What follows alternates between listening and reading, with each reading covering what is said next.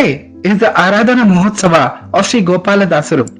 Sri Gopala Dasaru was one of the towering spiritual figures in the Haridasa Sahitya.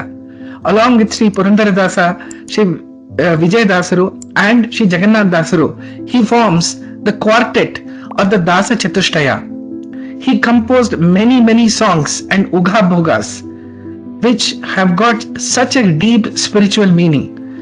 At a very young age, he got the Siddhi of Gayatri Mantra, which he is supposed to have recited 1 crore times. He then donated as a dana his own Aisha.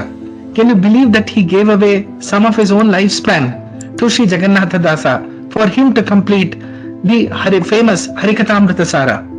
Such was the level of detachment Sri Gopala Dasa had in life.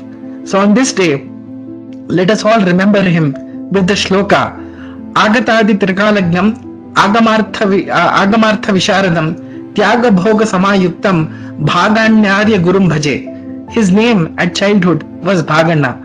That is the short story of Sri Gopala Dasaru.